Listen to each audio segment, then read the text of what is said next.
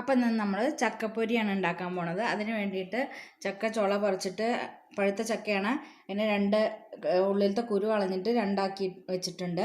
പിന്നെ വേണ്ടത്, ഞാൻ ഗോതമ്പ് പൊടി കൊണ്ടാണ് ഉണ്ടാക്കുന്നത്, മൈദ കൊണ്ടും ഉണ്ടാക്കാം.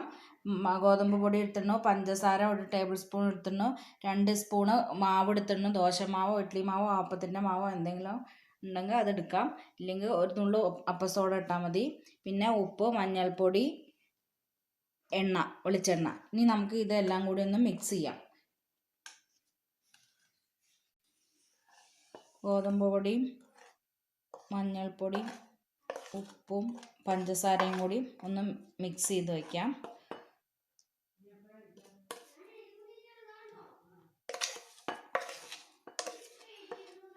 അതേപോലെ ഈ മാവും, ഞാൻ ദോശമാവാണ് എടുത്തിരിക്കുന്നത്.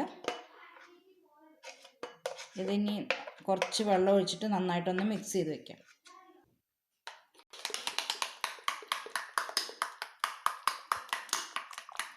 ഇത് നമ്മൾ കട്ടയില്ലാണ്ട് നന്നായിട്ട് തന്നെ അടിച്ചെടുക്കണം.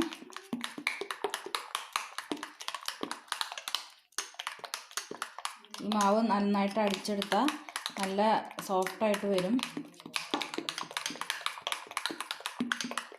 ഇതിൽ അപ്പസോഡ ഒന്നും ചേർക്കേണ്ട ആവശ്യമൊന്നുമില്ല.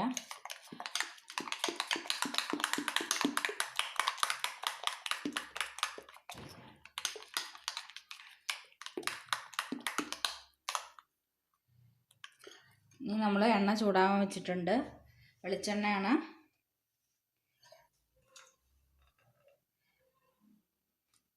ചക്കച്ചോള അതിലിട്ട് കൊടുക്കാം.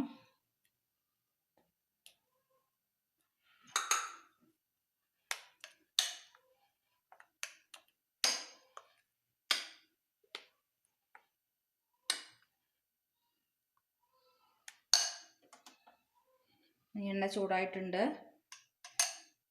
നമുക്ക് ഓരോന്നായിട്ട് ഇട്ട് കൊടുക്കാം.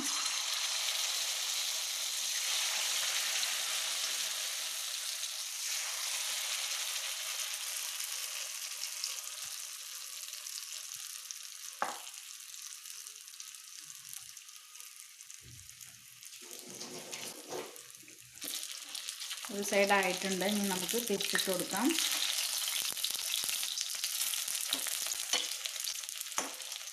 പഴുത്ത ചക്ക വെറുതെ തന്നെ തിന്നാൻ നല്ല ടേസ്റ്റാണ്. പക്ഷേ ഇങ്ങനെ കൂടി ചെയ്ത് നോക്കൂ, നല്ല ഇരട്ടി ടേസ്റ്റാണ് ഇങ്ങനെ ചെയ്തിട്ട് കഴിക്കാൻ.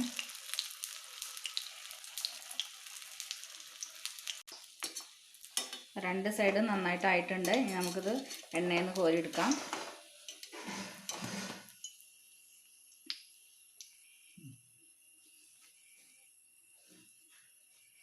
ഇതേപോലെ ബാക്കിയുള്ളതും വറുത്തെടുക്കാം.